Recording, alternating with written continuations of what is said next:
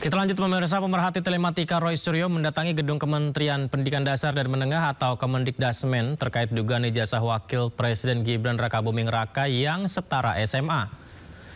Ini dia pemirsa, Roy Suryo hari ini tadi datang bertemu dengan Mendikdasmen Abdul Mukti untuk menanyakan keabsahan surat penyetaraan ijazah Gibran. Roy Suryo juga turut membawa bukti riwayat pendidikan Wakil Presiden Gibran yang dianggap janggal. Namun sayangnya Mendikdasmen Abdul Mukti belum bisa menemui Roy Suryo dalam kesempatan hari ini. Bahwa urutan pendidikan saudara Gibran Rakabuming Raka itu tertukar dan saling terbalik. Misalnya adalah yang seharusnya itu adalah hanya sebuah kursus ya, atau pathway, atau katakanlah itu matrikulasi ke perguruan tinggi, tapi itu dianggap sebagai SMA yang disetarakan ini. Kemudian bahkan ada tulisan juga dan itu sudah dimuat di berbagai media ya, dan itu digunakan waktu itu untuk kampanye yang bersangkutan dan masih ditulis juga di berbagai situs termasuk yang ada di lembaga kantor berita ternama Antara ya, ada dia memiliki pendidikan S1 S2. Bahkan sampai hari ini, sampai saat ini kita ngobrol, Gibran Rakabuming itu di Sekretariat Negara itu masih tercantum terbalik ya. Jadi artinya dia di Orchard Park Secondary School, terus ke MDIS dulu, ke S1-nya dulu katanya, baru kemudian ke UTS ke Australia. Ini terbalik. Lah kalau urutan pendidikannya saja terbalik-balik begini, kemudian dianalisis itu tidak benar, nah maka apa yang dilakukan oleh dia itu tidak sah. Maka atas dasar niat baik kami datang secara baik-baik ke kantor Kementerian Pendidikan Dasar dan Menengah ini, dan alhamdulillah tadi sekali lagi saya sudah di WA langsung oleh Prof. Abdul Mukti, dan kemudian beliau mengatakan mohon maaf tidak bisa mendampingi karena, tapi makanya kita menunggu arahnya siapa yang seharusnya kemudian menerima kami, karena ini jelas betul ya. Pemirsa, sidang gugatan perdata senilai 125 triliun rupiah terhadap Gibran Rakabuming Raka dilanjut ke tahap mediasi. Mediasi digelar pada 29 September mendatang.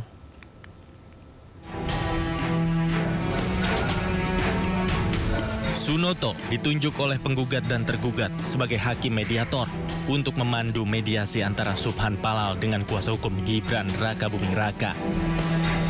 Mediasi ini dilakukan sebelum proses sidang gugatan dilanjutkan. Majelis hakim akan melanjutkan sidang setelah mendapat laporan dari hakim mediator.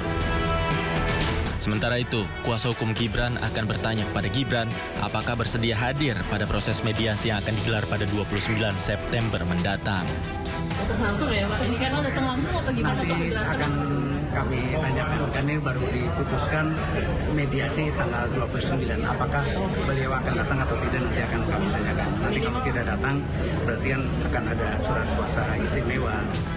Gugatan perkara perdata ini diajukan oleh Subhan Palal yang mempersoalkan syarat ijazah Gibran saat mencalonkan diri sebagai calon wakil presiden. Menurutnya, ijazah Gibran dari luar negeri tidak memenuhi persyaratan sebagai cawapres. Subhan pun menggugat Gibran senilai 125 triliun rupiah. Dari Jakarta, tim Liputan iNews melaporkan.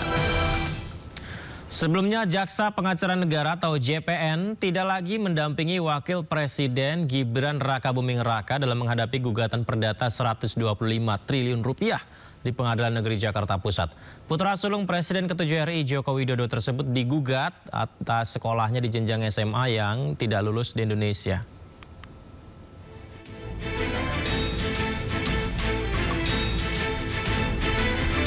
Kejaksaan Agung menjelaskan alasan Wakil Presiden Gibran Rakabuming Raka tidak lagi pakai Jaksa Pengacara Negara untuk menghadapi gugatan syarat dokumen pencalonan Wapres saat pemilihan Presiden 2024 lalu.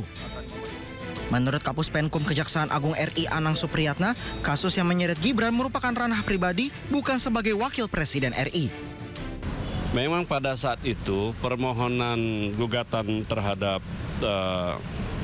Pak Gibran selaku Wapres itu ditujukan, dikirimkan surat itu ke Sekretariat Wapres. Tentunya apabila itu terkait dengan Sekretariat Wapres itu kan institusi negara, maka pada saat itu ada permohonan untuk diwakili oleh JPN karena kemudian atas surat kuasa khusus maka JPN bisa hadir di persidangan. Nah, pada saat saya hadir di persidangan, dinyatakan oleh pemohon bahwa yang bersangkutan gugatan bukan atas nama jabatan atau situ, tapi atas nama pribadi meminta. Majelis Hakim berpendapat bahwa karena ini sifatnya gugatan pribadi, dianggap kejaksaan, Jaksa Pengacara Negara tidak mempunyai legal standing. Nah, dari itulah kemudian berikutnya kita sudah laporkan, maka sidang berikutnya yang menjadi penasihat hukum adalah bukan dari kejaksaan. Sebelumnya dalam sidang di Pengadilan Negeri Jakarta Pusat, Gibran diwakili oleh Jaksa Pengacara Negara. Namun Suban selaku penggugat mempersoalkan penggunaan Jaksa Pengacara Negara.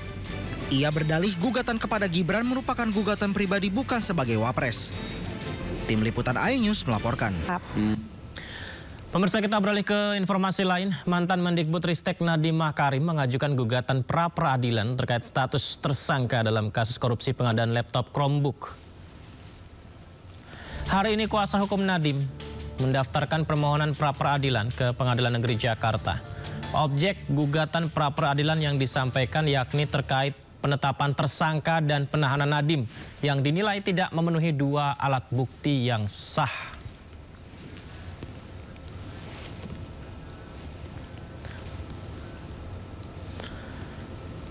Sebelumnya, Kejaksaan Agung mengungkap peran mantan Mendikbudristek Nadiem Makarim dan 4 tersangka di kasus korupsi program digitalisasi pendidikan periode 2019-2022. Dalam kasus itu, Nadiem Makarim merupakan pihak utama yang merencanakan program pengadaan laptop di Kemendikbudristek.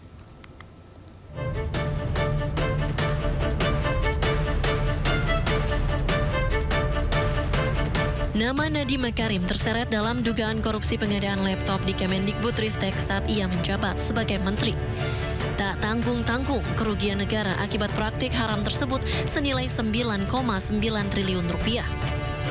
Dalam kasus yang masih terus bergulir ini, Kejagung mengungkapkan bahwa program pengadaan digitalisasi pendidikan teknologi, informasi dan komunikasi di Kemendikbudristek tahun 2020-2022 telah direncanakan sebelum Nadiem Makarim ditunjuk menjadi Mendikbudristek. Nadiem bersama 2 mantan staf susnya telah memiliki perannya masing-masing, yakni Kyuristan dan Fiona Handayani. Adapun Ibrahim Arif masuk ke dalam anggota dari tim review kajian. Hal itu dibicarakan dalam sebuah grup WhatsApp bernama Mas Menteri Kortim yang beranggotakan Kyuristan dan Fiona Handayani bersama Nadiem Makarim. Sementara pada tanggal 19 Oktober 2019, Nadiem Makarim diangkat menjadi Mendikbudristek. Pada bulan Desember 2019, Kyuristan yang menjadi staf sus Mendikbudristek mewakili Nadiem Makarim membahas teknis pengadaan teknologi informasi dan komunikasi menggunakan Chrome OS.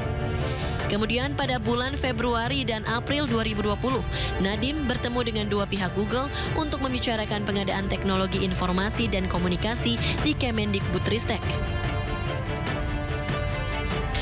Sementara puncaknya pada tanggal 6 Mei 2020, Sriwayuningsi dan Mulyasyah disebut sebagai pelaksana kebijakan pengadaan laptop Chromebook di Kemendikbudristek. Keduanya mengikuti rapat Zoom yang dipimpin langsung oleh Menteri Pendidikan saat itu, Nadiem Makarim. Tim Liputan iNews melaporkan.